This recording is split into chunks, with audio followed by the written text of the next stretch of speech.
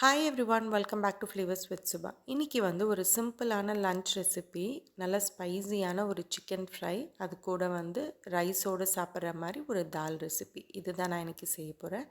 இப்போ வாங்க இது எப்படி பண்ணுறதுன்னு பார்க்கலாம். இப்போ ஃபஸ்ட்டு வந்து இந்த பருப்பு பண்ணுறதுக்கு, இந்த தால் பண்ணுறதுக்கு நான் எடுத்துருக்கிற பருப்பு பார்த்திங்கன்னா மசூர் தால் தான் எடுத்திருக்கேன். இதில் வந்து நிறைய ஹெல்த் பெனிஃபிட்ஸ் இருக்குது. நிறைய ப்ரோட்டீன், ஃபைபர் எல்லாம் இருக்கிறதுனால உடம்புக்கு ரொம்ப நல்லது. அதே மாதிரி இது ஸ்கின்னுக்கும் ரொம்ப நல்லது. ஸ்கின்னுக்கு வந்து ஒரு நல்ல ஷைன், க்ளோ கொடுக்கும். இந்த பருப்பு உங்ககிட்ட இல்லைன்னா இதுக்கு பதிலாக நீங்கள் துவரம் பருப்பு கூட எடுத்துக்கலாம். இப்போ ஒரு 1/4 கப் அளவுக்கு இந்த மசூர் தாலை வந்து ஒரு பவுலில் சேர்த்துட்டு ஒரு 2-3 வாட்டி நல்லா அலசிட்டு தண்ணி எல்லாத்தையும் ஃபில்டர் பண்ணிவிட்டு ஒரு குக்கரில் சேர்த்துக்கோங்க.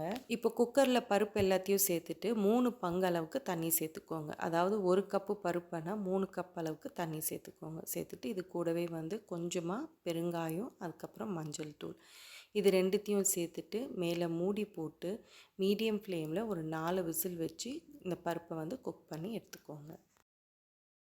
இப்போ பருப்பு வெந்துட்டுருக்கிற டைமில் நான் இங்கே கொஞ்சம் தக்காளி எடுத்திருக்கேன். இதுக்கு மேலே இருக்கிற தோல் எடுக்கிறதுக்கு கத்தியால் வந்து லைட்டாக மேலே வந்து கட் பண்ணிக்கோங்க. கட் பண்ணிவிட்டு மைக்ரோவேவில் ஒரு 2-3 நிமிஷத்துக்கு வச்சிங்கன்னா அந்த தோலெல்லாம் நல்லா ஈஸியாக உறிஞ்சி வந்துடும். அப்படி மைக்ரோவேவ் யூஸ் பண்ணலன்னா கத்தியால் அந்த தக்காளி மேலே இருக்கிற தோலெல்லாம் சீவிட்டு நல்லா பொடிசாக கட் பண்ணி வச்சுக்கோங்க. இப்போ மைக்ரோவேவ்லேருந்து ஒரு 2-3 நிமிஷம் கழித்து எடுத்திருக்கேன். இப்போ பார்த்தீங்கன்னாவே தெரியும் தக்காளி மேலே இருக்கிற தோல் எல்லாம் வந்துடுச்சு. இப்போ இது சூடாக இருக்கிறதுனால எடுக்க முடியல. ஆறின பிறகு மேலே இருக்கிற தோலெல்லாம் எடுத்துட்டு இந்த தக்காளியை வந்து நல்லா பொடிசாக கட் பண்ணி வச்சுக்கோங்க. இப்போ பருப்பு வந்து நல்லா வெந்துடுச்சு. இப்போ இது ஒரு கரண்டியை வச்சு பருப்பை நல்லா மசிச்சுக்கோங்க. இப்போ நெக்ஸ்ட்டு வந்து கடாயில் கொஞ்சமாக எண்ணெய் சேர்த்துக்கோங்க. எண்ணெய் வந்து நல்லெண்ணெய் இருந்ததுன்னா சேர்த்துக்கோங்க, டேஸ்ட் நல்லாயிருக்கும். இப்போ எண்ணெய் கொஞ்சம் சூடானவுடனே இதில் வந்து கொஞ்சமாக கடுகு, உளுத்தம்பருப்பு, கொஞ்சம் வெந்தயம், அதுக்கப்புறம் சீரகம், இது எல்லாத்தையும் சேர்த்துட்டு இதெல்லாம் கொஞ்சம் நேரத்துக்கு வறுத்துக்கோங்க.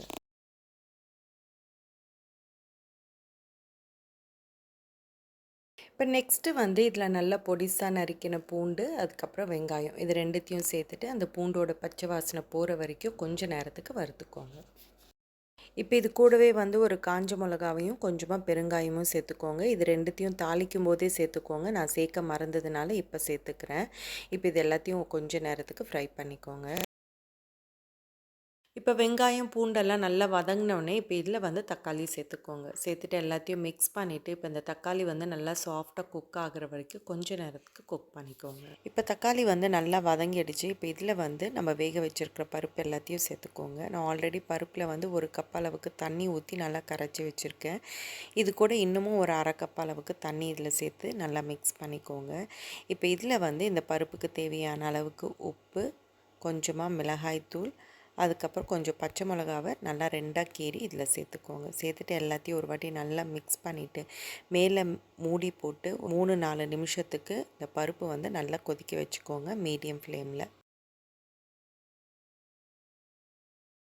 இப்போ பருப்பு பார்த்திங்கன்னா ஒரு 2-3 நிமிஷமாக நல்லா கொதிச்சுன்னு இருக்குது. இப்போ கடைசியாக இதில் வந்து கொஞ்சமாக லெமன் ஜூஸ், அதுக்கப்புறம் நல்லா பொடிசாக நறுக்கின கொத்தமல்லி சேர்த்துட்டு எல்லாத்தையும் ஒரு வாட்டி நல்லா மிக்ஸ் பண்ணிட்டோன்னா நம்மளுடைய சூப்பரான இந்த பருப்பு தால் வந்து ரெடி ஆகிடும். செம்ம டேஸ்டியாக இருக்கும். ரைஸோடு சாப்பிட்டிங்கன்னா சூப்பராக இருக்கும். இது வந்து இட்லி, தோசை, சப்பாத்திக்கெல்லாம் கூட சூப்பராக இருக்கும். ட்ரை பண்ணுங்கள். ஸோ அவ்வளோதான், நம்மளுடைய பருப்பு வந்து ரெடி ஆகிடுச்சு. இப்போ நெக்ஸ்ட்டு வந்து நம்ம சிக்கன் ஃப்ரை எப்படி பண்ணுறதுன்னு பார்க்கலாம். இப்போ சிக்கன் ஃப்ரைக்கு பார்த்திங்கன்னா ஃபஸ்ட்டு வந்து நம்ம ஒரு மசாலா அரைச்சிக்கலாம். அதுக்கு நான் இங்கே ஒரு மிக்ஸி ஜாரில் வந்து கொஞ்சமாக தனியா சேர்த்துக்கிறேன். அது கூடவே வந்து கொஞ்சமாக மிளகு, சோம்பு, ஜீரகம், அதுக்கப்புறம் கொஞ்சமாக காஷ்மீரி மிளகாய், இது வந்து கொஞ்சம் கலருக்காக தான் நான் சேர்க்குறேன். அப்படி இல்லைன்னா நீங்கள் வந்து ரெகுலராக யூஸ் பண்ணுற மிளகாய் கூட சேர்த்துக்கலாம்.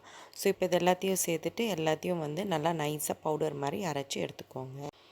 இப்போ இந்த அளவுக்கு வந்து நல்லா நைஸாக பவுடராக அரைச்சி எடுத்துக்கோங்க. இப்போ நெக்ஸ்ட்டு வந்து நம்ம சிக்கனை மேரினேட் பண்ணிக்கலாம். அதுக்கு நான் இங்கே வந்து 1 கிலோ அளவுக்கு சிக்கன் எடுத்திருக்கேன். இப்போ இதில் வந்து நம்ம அரைச்சி வச்சுருக்கிற மசாலா பவுடர் எல்லாத்தையும் சேர்த்துக்கோங்க. 1 கிலோ சிக்கனுக்கு வந்து இந்த மசாலா பவுடர் கரெக்டாக இருக்கும். ஸோ இப்போ எல்லாத்தையும் சேர்த்துட்டு இது கூடவே வந்து கொஞ்சமாக கரம் மசாலா, கொஞ்சம் மஞ்சள் தூள், அதுக்கப்புறம் உங்கள் காரத்துக்கு ஏற்ற மாதிரி மிளகாய் தூள், அதுக்கப்புறம் இந்த சிக்கனுக்கு தேவையான அளவுக்கு உப்பு சேர்த்துட்டு இது கூடவே வந்து கொஞ்சமாக இஞ்சி பூண்டு விழுதியும் சேர்த்துக்கோங்க. சேர்த்துட்டு எல்லாத்தையும் ஒரு வாட்டி நல்லா மிக்ஸ் பண்ணிக்கோங்க. மிக்ஸ் பண்ணிவிட்டு உங்களுக்கு டைம் இருந்ததுன்னா ஒரு 1/2 மணி நேரத்துக்கு இந்த சிக்கனை வந்து மேரினேட் பண்ணிக்கோங்க.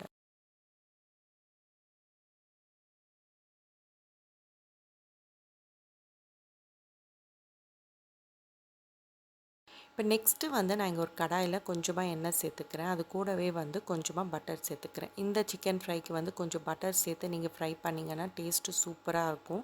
நீங்கள் ஃபுல்லாகவே பட்டர் போட்டு கூட பண்ணலாம். நான் இங்கே வந்து கொஞ்சமாக எண்ணெய் கொஞ்சம் பட்டர் சேர்த்து ஃப்ரை பண்ணுறேன். உங்களுக்கு பட்டர் வேண்டான்னா நீங்கள் ஸ்கிப் பண்ணிவிட்டு வெறும் எண்ணெயை சேர்த்து கூட நீங்கள் ஃப்ரை பண்ணிக்கலாம்.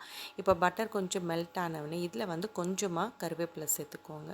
அதுக்கப்புறம் நம்ம மேரினேட் பண்ணி வச்சுருக்கிற சிக்கனை எல்லாத்தையும் சேர்த்துட்டு நல்லா மிக்ஸ் பண்ணிவிட்டு மீடியம் ஃப்ளேமில் இந்த சிக்கனோட கலர் மாறுற வரைக்கும் ஒரு 4-5 நிமிஷத்துக்கு நல்லா ஃப்ரை பண்ணிக்கோங்க.